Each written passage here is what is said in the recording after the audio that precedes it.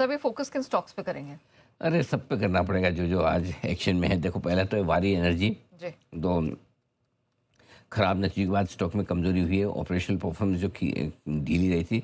सुबह हमने result review में बिकवाली की भी राय दी थी, ओपनिंग के जीरो में भी बताया था कि स्टॉक में नुकसान तो रह गई। हालांकि निचले स्तरों से रिकवर जरूर हुआ है लेकिन अब भी कमज़ोर है। 18% के मार्जिन पे कंपनी के लिए परफॉर्म करना मुश्किल काम है। हालांकि मैनेजमेंट ने अच्छा इंटरव्यू दिया था। उन्होंने बोला भी कि इस बार थोड़ी सी समस्याएं थी, प्रोडक्शन में कटौती थी, अगली तिमाही से बेहतर हो जाएगा।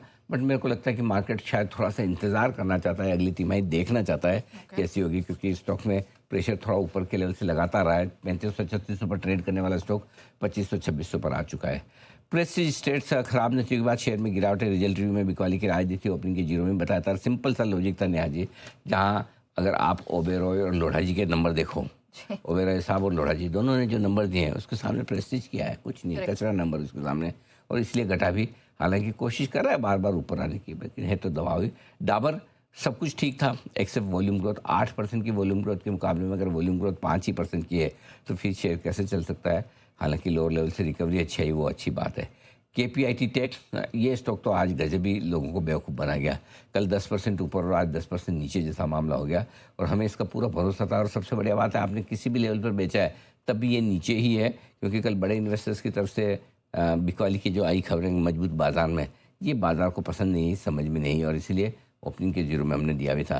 तंगा माइल ज्वेलरी लगातार दूसरे दिन लोअर सर्किट पे 10-10% के कल नतीजे आए थे। अच्छे नतीजे के बावजूद हमने साफ कहा था कि चूंकि 75% स्टॉक ऑलरेडी 3 महीने में बढ़ चुका है तो फिर कैसे बढ़ेगा, दिक्कत ये है। और इसलिए कल भी 10%, आज भी 10% नीचे है। फोर्स मोटर्स नंबर्स ख़राब थे लेकिन स्टॉक हमने बताया कि अच्छा खासा करेक्ट हुआ था। पिछले 3 महीने में 17% घटा हुआ, और ऑटो स्पेस में सबसे कमज़ोर स्टॉक प्रदर्शन के हिसाब से यही रहा, और इसलिए हमने कहा कि ये घटेगा नहीं, इसको बेचना नहीं है। और आप देखिए कमज़ोर नंबर्स के बाद भी डे हाई पर ट्रेड कर रहा है। यह एकदम बिल्कुल वैसे ही रिएक्शन हुआ।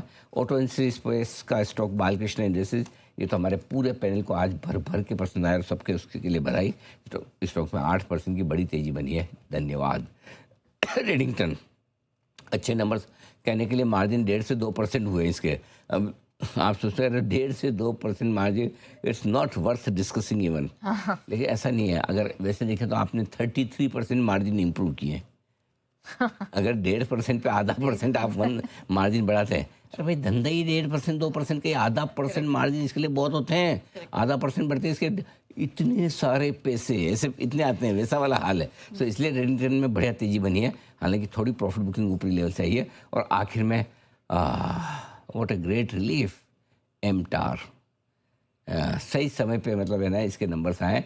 अब नहीं तो कब नहीं, कभी नहीं, वैसा हाल है। बेचारा स्टॉक घटते पड़ते 35% तो ऊपर से गिर गया। लोग सब परेशान, दुखी, हैरान हो क्या रहा है, ये ऊपर का सर्किट या नीचे का सर्किट, तो बहुत लोग दुखी हुए थे। लेकिन 2 गुना 4 गुना मुनाफा, रेवेन्यू, ये वो सब नंबर टॉप क्लास नंबर आए, और उसका फायदा एमटार को मिला। तो आज सर्किट लगकर वापस है। इसका काम है आराम करना, या तो ऊपर के सर्किट पे आराम करेगा या नीचे के सर्किट पे करेगा आराम ही। ओके।